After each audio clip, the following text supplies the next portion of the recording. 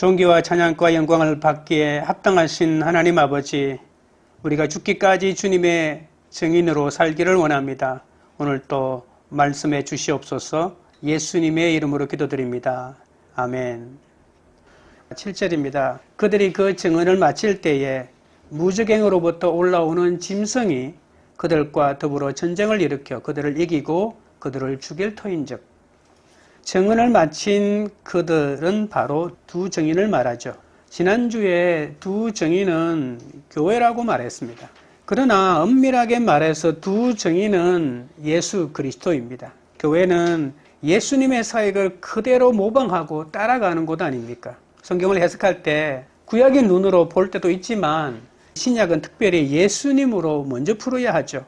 11장에 나타난 두 증인의 사역은 예수님의 사역 그 자체입니다. 두 증인의 모델에 가장 잘 어울리는 사람이 바로 예수 그리스도입니다. 우리는 두 증인이 예수님이라고는 생각하지 않고 다른 인간적인 모델을 역사적으로 많이 찾아서 냅니다만, 그러나 가장 잘 어울리는 모델은 바로 예수님이죠. 마친다라고 하는 말은 1260일, 그러니까 3년 6개월을 말하죠. 그러나 어떤 사람들처럼 7년 대환란의 앞에 있는 3년 반이라고 하는 해석은 본문에서 전혀 그 근거를 찾을 수가 없습니다. 두 증인을 예수님으로 보면 3년 반은 예수님의 공생의 기간으로 산정할 수가 있겠죠. 예수 그리스도의 사역을 그대로 따라가는 의미에서 교회라고도 볼 수 있고 교회 속해 있는 성도라고도 볼 수가 있겠죠. 그러나 근본적으로는 이 두 증인의 핵심 모델은 바로 예수 그리스도라고 하는 사실입니다. 무적행으로부터 올라오는 짐승이 있다고 했는데, 무적행은 그냥 지옥이라고 보시면 되고요. 그곳에서 올라오는 짐승은 바로 사탄이죠. 예수님이 증언을 마치셨을 때 마귀가 어떤 일을 했는지 살펴보면 오늘 본문을 좀 더 이해할 수 있습니다. 예수님이 증언을 마쳤을 때 마귀는 첫 번째로 가룟 유다를 찾아갑니다. 그리고 가룟 유다의 마음속에 들어가서 예수님을 팔고자 하는 마음을 밀어넣게 되죠. 그래서 대제사장과 그 무리들에게 예수님을 잡도록 어디에 있다고 다 가르쳐 주게 됩니다. 사탄이 교모하게 유대인의 마음을 움직여서 예수님을 십자가에 달려 죽도록 만들었던 거죠. 사탄이 십자가에서 예수님을 죽일 때 그들은 영원한 승리를 거둔 줄 알았습니다. 그래서 예수님이 십자가에서 죽자마자 이제는 완전히 끝났다, 우리를 괴롭히던 그 모든 존재는 이제 끝장났다고 안심할 때 예수님도 십자가에서 마지막 숨을 거두면서 다 이루었다고 외치지 않습니까? 증언을 마치지 않았을 때, 공생애가 제대로 끝나지 않았을 때, 구원의 복음을 제대로 선포하지 않았을 때 이 사탄이 예수님을 죽였더라면 예수님의 구원은 완전히 이루어지지 않았겠지만, 그러나 예수님이 구원 사역을 더 이어가지 못하도록 죽여야 되겠다라고 했지만 그 전에 예수님은 모든 증언을 다 마쳤다라고 말하고 있습니다. 예수님께서 십자가 위에서 다 이루었다라고 말했던 것과 같다고 볼 수가 있겠죠. 예수님의 죽음으로 예수님의 구원 사역은 실패한 것처럼 보이지만 오히려 완전한 승리로 끝났다는 사실입니다. 사탄은 예수님의 발 뒤꿈치를 물어서 죽인 후에 너무나 기뻐한 것인데, 그것은 그냥 발 뒤꿈치를 조금 물은 것에 불과합니다. 그러나 예수님은 그 사탄의 머리를 박살내겠죠. 구원의 복음을 전파하지 않았다면 예수님은 죽지 않았을 것입니다. 그러나 예수님이 구원의 복음을 선포하지 않았다면 그 누구도 이 구원의 길에 들어설 수가 없었겠죠. 예수님의 사역을 따라가는 교회도 예수님처럼 복음을 전할 때 사탄과 거대한 영적 전쟁을 치를 수밖에 없죠. 구원의 복음을 전하면 필연적으로 이 거대한 영적 전쟁이 일어날 수밖에 없다는 것입니다. 그때 하나님의 백성들은 패배하여 죽임을 당하는 것처럼 보일 수도 있겠지만 이 고난이 마지막 패배가 아니고 이 고난이야말로 사역의 마지막 끝을 내는 것이라고 볼 수가 있습니다.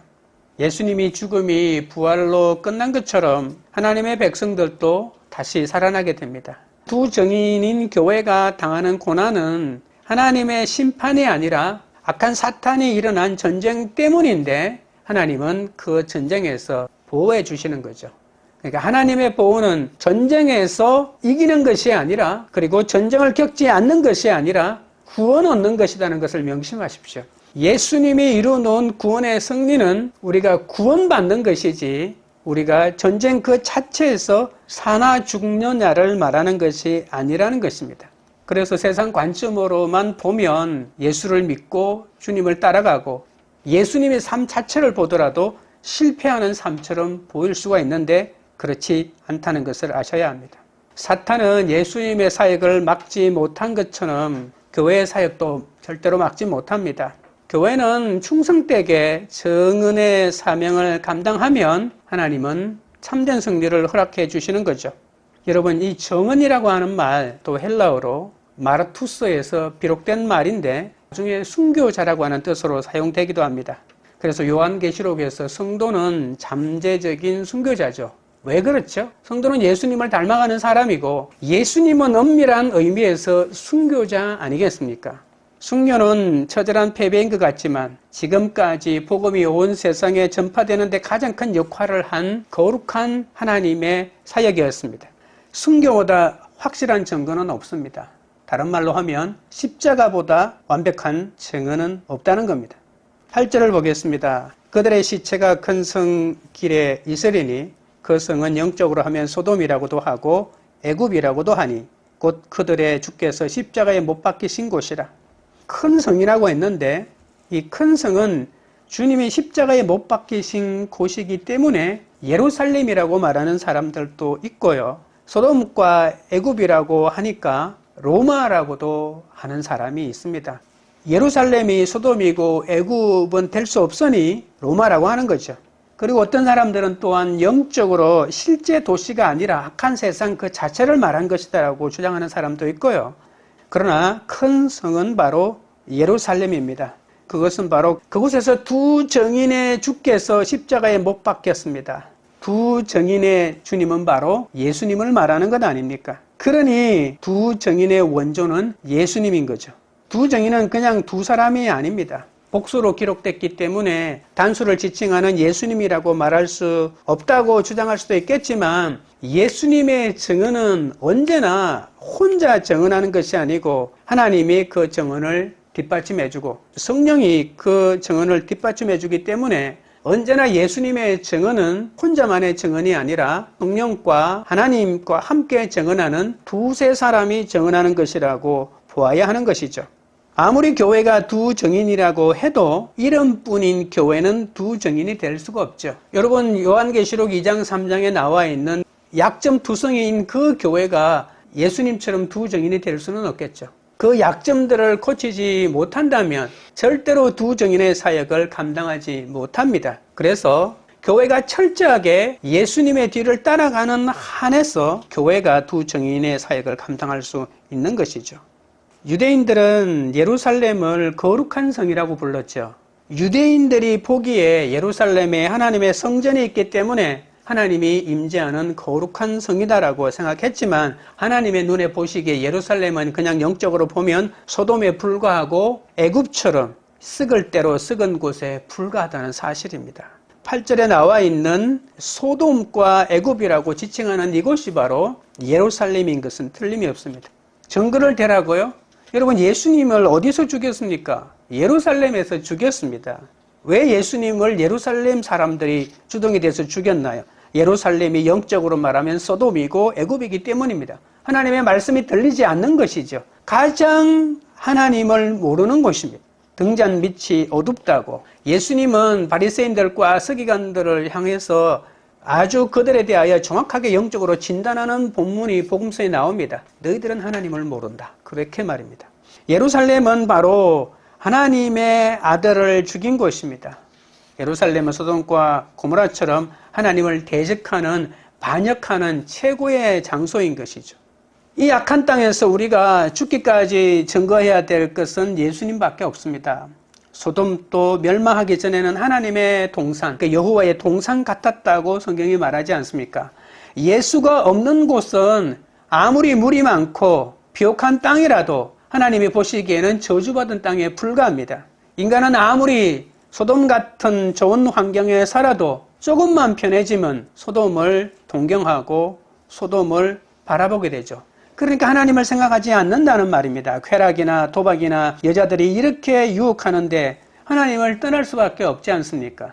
그게 바로 소돔입니다. 끝으로만 부유한 환경을 가지고 있지 영적으로 살펴보면 인간을 유혹하는, 하나님을 멀리할 수밖에 없는 온갖 것들이 그 속에 다 있다는 겁니다. 아브라함의 기도를 들으신 하나님이 그들을 불쌍히 여기셔서 롯의 가족들에게 구원의 길로 인도하셨지만 그 가족들 가운데 많은 사람들은 소돔을 버리지 못했죠. 사위들이 그랬고요.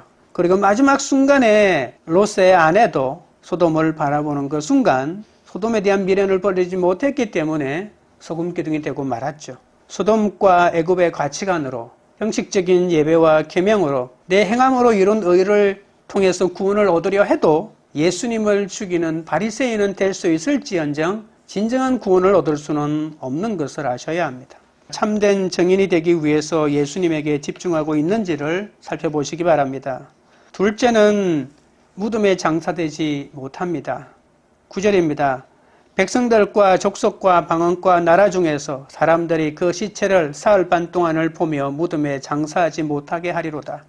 왜 시체를 사흘 동안 밖에다 그대로 두고 지켜볼까요? 시체를 무덤에 장사하지 못하도록 막았기 때문이죠. 여러분, 죽는 것도 비참하지만 더 비참한 것은 죽은 시체를 그대로 날짐승들의 밥이 되게 만들고 장사 지내지 못하게 만드는 것이 가장 비참한 것이죠. 예수님의 모습을 살펴보면 이 부분도 더 온전히 이해할 수가 있죠. 예수님은 십자가에서 죽으신 후에 아리마대 요셉이라고 하는 사람에 의해서 장사 지냅니다. 바리새인들과 서기관들은 예수님을 죽은 지 사흘 만에 부활한다는 내용을 기억하고 있었죠. 제자들이 예수님의 시체를 훔쳐간 다음에 부활했다고 할 것이 틀림없다고 생각했습니다. 그래서 군인들을 통해서 예수님의 시신을 지키게 만들었죠. 그 유대 병정들은 시체를 훔쳐가지 못하도록 사흘 반 동안을 지켜보고 있었습니다. 만약에 시신을 훔쳐가려고 제자들이 오면 그 제자들을 죽이라고 아마 명령했을 것이고, 만약에 예수가 부활하면 다시 죽여버리라고 명령했을지도 모릅니다. 그리스도의 증인이 가는 길은 대접을 받고 환영받는 길이 아닙니다. 우리는 힘들 때 누구의 탓으로 돌려야 덜 억울한 마음이 생기지 않습니까? 그래서 반드시 희생양을 만드는 것입니다. 그러나 내 문제는 누구 때문이 아니라 내가 세상을 사랑했기 때문입니다. 모든 문제의 근원은 거기에서 나오는 거죠. 회개할 의지가 없는 사람에게 회개하라고 외치는 메시지는 정말 괴롭지 않겠습니까? 예수님은 바리새인들, 서기관들을 비롯한 유대 백성들에게 회개하라고 외쳤습니다. 욕을 먹어도, 조롱을 당해도 예수님의 회개의 메시지를 들어야만이 하나님을 만날 수가 있고, 그러면서 예수님은 예루살렘 바리새인들이 그렇게 애지중지하던 이 성전 제사가 하나님을 만나는 구원을 만들어주지 못한다고 선포했죠. 그래서 바리새인들은 예수님을 죽일 결심을 하게 된 것 아니겠습니까?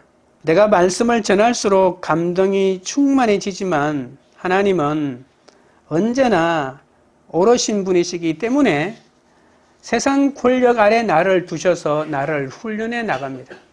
내가 훈련을 잘 받아내도록 악한 세력을 막을 뿐만이 아니라 세상이 완전히 망하지 않게 되는 길은 내가 끊임없이 이러한 조롱을 무릅쓰고 하나님의 말씀을 전할 때 그것이 가능한 것이죠.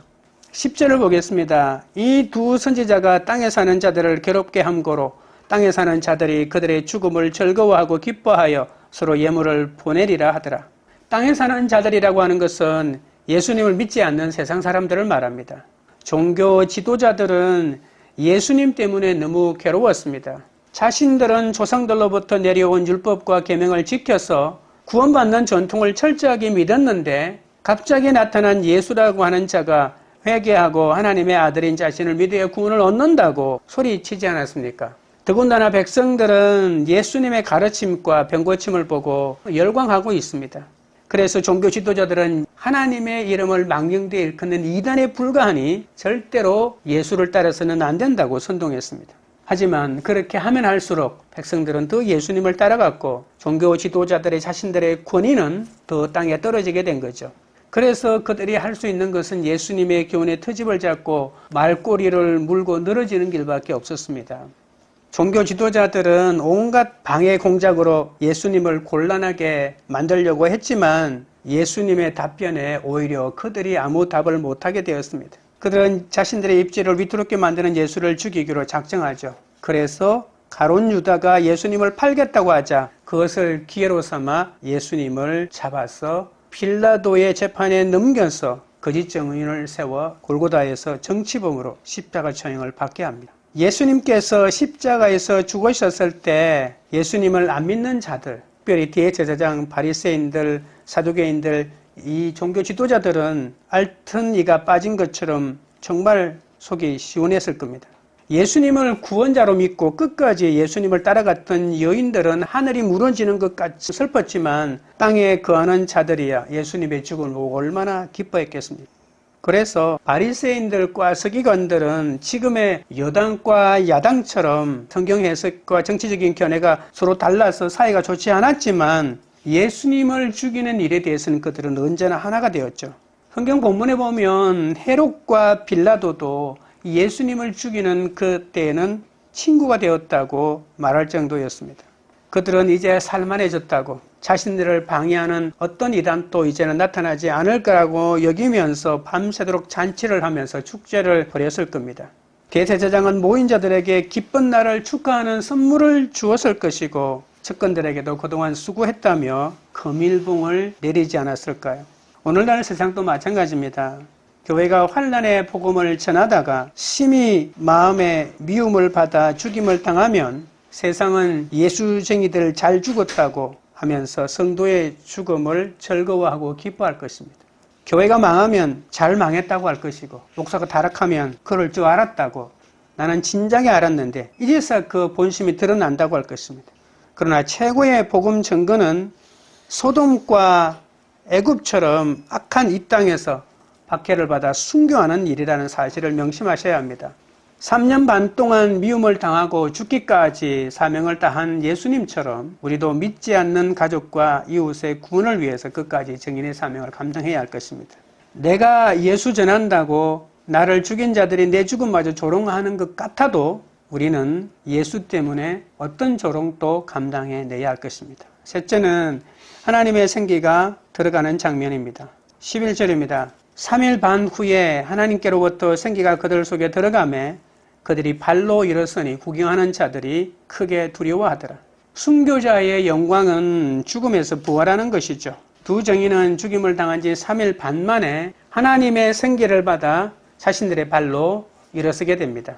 어떤 사람은 죽었던 주님의 종들이 부활했다, 죽었던 교회가 다시 살아났다고 해석합니다. 그러나 하나님의 생기가 들어가 부활한 것은 예수님밖에 없죠. 그래서 오늘 본문도 특별히 예수님의 관점으로 살펴봐야 제대로 볼 수가 있는 것이죠. 에스겔 37장 10절에 내가 그 명령대로 개원하였더니 생기가 그들에게 들어가매 그들이 곧 살아나서 일어나 서는데 극히 큰 군대들하고 한 것도 예수님의 부활을 보여줍니다. 물론 끝으로 살아난 대상은 이스라엘 백성들이죠. 그래서 이 본문을 가지고 요한계시록을 해석하면 혼란이 더 생기게 됩니다. 우리는 모든 성경을 푸는 열쇠를 가지고 있는데 그 열쇠가 바로 예수 그리스도입니다. 모든 성경 본문은 예수 그리스도를 지향하고 있기 때문이죠. 오늘 본문에 생기라고 하는 말이 나오는데 이 생기는 모든 생명의 근원입니다. 생기가 들어가면 죽은 자도 살아나게 된다는 거죠. 창세기 2장 7절에도 여호와 하나님이 땅에 흙으로 사람을 지으시고 생기를 그 코에 불어넣으시니 사람이 생명이 되었다고 했는데요. 생기가 도대체 무엇이길래 그것이 들어가기만 하면 살아날까요? 세상 사람들은 도무지 그것을 알지 못하죠. 모든 성경을 암송하는 유대인들도 그 생기가 무엇인지 어떻게 하면 그 생기를 받을 수 있을지 모릅니다. 그래서 그들이 하는 말은 모든 율법을 다 지키면, 모든 계명을 다 지키면 생기가 들어간다. 이 정도 짐작할 뿐. 그래서 메시아가 오는 길은 성년을 맞이한 모든 유대인들 어른들이 하루 동안이라도 계명을 온전히 지키면 메시아가 온다라고 이렇게 믿고 있기 때문에 계명을 지키고 율법을 지키는 것이 그들이 생계를 받는 유일한 길이라고 생각하는 거죠. 그러나 우리는 그 생계가 정확하게 무엇인지 알고 있습니다. 바로 예수 그리스도가 바로 그 생계입니다. 마른 뼈에 불과한 이스라엘 백성에게 예수님의 들어가니 비로소 살아있는 존재가 되는 거죠. 그러니까 그 대상이 이스라엘 백성이든 열방의 모든 민족이든 아니면 개인이든 상관없이 예수 그리스도라고 하는 이 생기가 들어갈 때만 살아나게 되는 거죠. 에스겔 37장은 먼 훗날에 이스라엘 백성이 다시 살아난다는 이야기가 아닙니다. 예수님이 생기를 주시고 예수님이 유일한 생기라고 하는 그 자체를 말하고 있는 것이죠. 구약 성경은 예수님의 부활 사건을 미리 말하고 있는 겁니다. 예수님은 성령의 예언대로 죽은 지 사흘 만에 부활하지 않았습니까? 예수님이 있어야 비로소 인간은 살아있는 존재가 됩니다. 우리 안에도 예수님이 계셔야 합니다. 예수의 영이 없으면 살았다 하나 짐승하고 같습니다. 예수의 영이 임재해야만이 생명이 있게 됩니다. 그래서 예수님이 있는 자는 피조물 가운데 가장 존귀한 자가 되는 거죠. 하나님의 권능은 교회를 그리스도 안에서 예수를 전하는 자로 다시 살리십니다. 교회가 하늘로 승천할 때 원수들은 구경만 한다라고 말하는데 예수님이 하늘로 승천할 때 모든 원수들이 구경했다라고 해석하는 것이 자연스럽지 않습니까? 실제 역사에 그런 일이 일어났으니까요. 구경하는 자들은 예수님의 죽으심을 구경 나온 동네 사람들을 말하는 것이 아닙니다. 예수님의 부활을 눈으로 보고도 믿지 않는 자들을 말하는 것이죠. 대제사장의 명령이 무서워서 시신을 지키는 자는 유대 병정들 아닙니까? 내가 조롱당하고 무시당할 때 하늘로 올라가지 못하고 살아서 냉소적으로 구경하는 내 자신이 되고요. 그것이 가장 불쌍한 사람 아니겠습니까? 남편이 뭐라고 말해도, 아내가 뭐라고 말해도, 자식이 뭐라고 말해도 화가 나지 않고 넘어가야 하는데 하나님과 온전히 합쳐지지 않으니까 그 순간을 참지 못하고 조금만 자존심을 건드려도 그냥 화를 내는 구경꾼이 되어버리고 마는 거죠.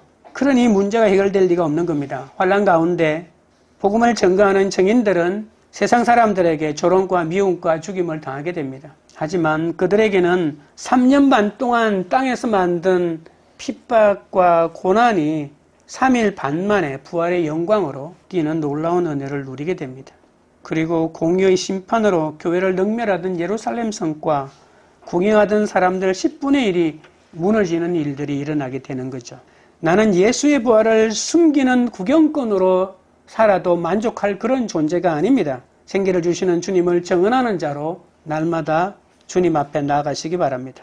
말씀을 맺겠습니다. 두 증인은 예수님을 말합니다. 예수님은 이 땅에 몸을 입고 오셔서 죽기까지 사역을 감당하셨습니다. 땅에 속한 사람들은 예수님의 죽음이 자신들을 구원으로 인도하는 죽음인 줄도 모르고 자신들의 기독권이 빼앗길까봐 예수님의 죽음을 얼마나 기뻐했는지 모릅니다. 우리도 예수님의 죽음을 모르면 이렇게 주님을 거부하고 자신의 욕심대로 살아갈 수밖에 없습니다. 그러나 예수님은 죽음으로 끝나지 않고 하나님의 생기가 들어가 부활을 하게 되었죠. 주님은 지금도 우리에게 생기를 불어넣어 주시는 분이심을 명심하십시오. 그 생기를 받아 우리는 살아났고 생기를 주시는 그분은 증거하는 삶을 우리에게 주님은 허락해 주셨습니다. 찬양 드리고 기도하도록 하겠습니다.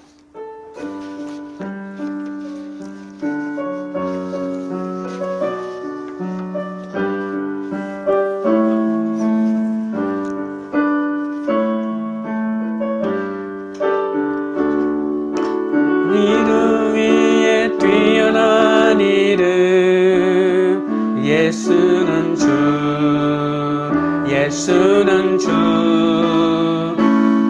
모든 무릎 꿇고 경배를 드리세 예수는 만유의 주님 모든 이름 위에 뛰어난 이름 예수는 주 예수는 주 모든 무릎 꿇고 경배를 드리세 예수는 만 예수는 주, 예수는 주, 온 천하 만물을 얼어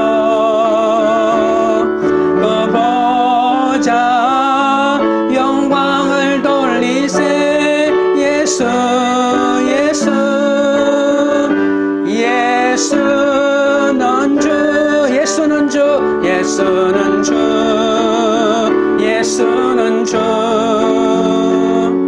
온 천하 만물을 얼어 그 보좌 영광을 돌리세. 예수 예수 예수는 주, 모든 이름 위에 뛰어난 이름.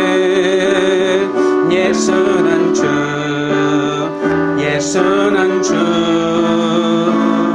모든 무릎 꿇고 경배를 드리세. 예수는 만유의 주님. 예수는 주, 예수는 주, 온 천하 만물을 얼어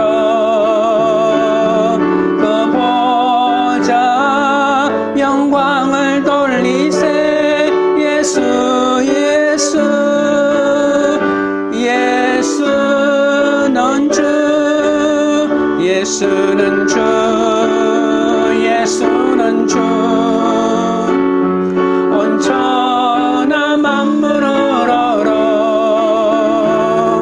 그 보좌 영광을 돌리세. 예수 예수 예수는 주. 기도하실 때 참 정인이 되시는 예수님을 깊이 생각하고 집중하게 해달라고 기도합니다. 예수 전한다고 나를 죽이고 내 죽음마저 조롱한다고 해도 예수만이 구원자이기 때문에 끝까지 예수의 이름을 전하게 해달라고 기도하겠습니다. 돈과 명령이 무서워 예수의 부활을 숨기는 구경꾼으로 살지 않고 생기를 주시는 분이 예수님인 줄 알아 그분을 믿고 그 구원을 전하는 자로 살게 해달라고 주의 세 번 부른 다음에 기도하며 나아가겠습니다. 주여 주여 주여, 거룩하신 하나님 우리 아버지여, 참 정인이 되시는 예수님을 깊이 생각하고 참 정인 되신 예수님을 집중하게 만들어 주시옵소서. 예수님에게 집중하지 못하고 세상을 집중한 모든 어리석음을 용서하여 주시옵소서. 예수 전한다고 나를 죽이고 내 죽음마저 조롱한다고 해도 예수만이 구원자이기 때문에 끝까지 예수의 이름을 전하도록 만들어 주시옵소서. 돈과 명령이 무서워 예수의 부활을 숨기는 구경꾼으로 살지 않게 하시고 생기를 주시는 예수 그리스도 그분을 증거하여 아버지 하나님이여 열방이 주께 돌아오도록 은혜를 허락하여 주시고 그 사명을 감당할 수 있도록 주여 붙들어 주시고 인도하여 주시옵소서. 그 예수 그리스도를 전하는데 아버지 하나님이여 온 힘을 다할 수 있도록 은혜를 더하여 주시고 역사하여 주시옵소서. 주여 고맙고 감사합니다. 하나님 아버지, 3년 반 동안 미움을 당하고 죽기까지 사명을 다한 예수님처럼 그렇게 살아가야 하는데 예수를 깊이 생각하지 못하고 세상의 어떤 가치관에 집중하고 내 육체에 좀 더 유익이 주는 것이 무엇인지만을 찾아 헤맸던 모든 어리석음을 용서하여 주시옵소서. 죄인의 개수여, 지옥 갈 죄인에게 가장 큰 축복은 예수 믿고 천국 가는 것임을 잊지 않게 하여 주시옵소서. 예수를 주님으로 고백하고 전한다고 나를 죽이고 온갖 조롱을 퍼부어도 오히려 그들의 구원을 위해서 애통함으로 예수만이 구원자이심을 전하는 증인의 사역을 감당하게 하여 주옵소서. 죽기까지 인내하며 삶으로 복음을 전해야 할 그 한 사람을 찾기 위하여 증인의 사명을 감당하게 하여 주옵소서. 예수님의 십자가의 죽으심으로 사명을 감당할 때 하나님의 생기가 들어가 부활하셔서 참 구원의 길을 열어놓으셨습니다. 참 생기를 부어주셔서 하나님의 생명을 주시는 영원한 구원자가 되셨습니다.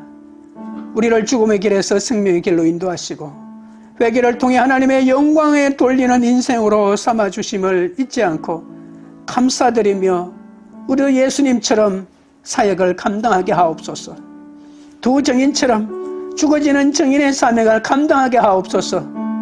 증인의 순교를 비웃고 그의 부활을 두려워하는 구경꾼의 삶으로 살지 않게 하시고 나의 매임으로, 나의 조롱으로, 나의 죽음으로 오히려 예수를 전하는 인생이 될 수 있도록 인도하여 주옵소서. 관계 우리들 교회가 신실하게 충성되게 십자가 지신 주님을 따라 고통과 환난이 부활의 영광이 되는 그런 공동체가 되게 하옵소서. 각자 환경에서 외식을 버리고 생기를 주시는 주님만을 바라볼 수 있도록 공동체를 축복하여 주시옵소서. 예수 그리스도 이름으로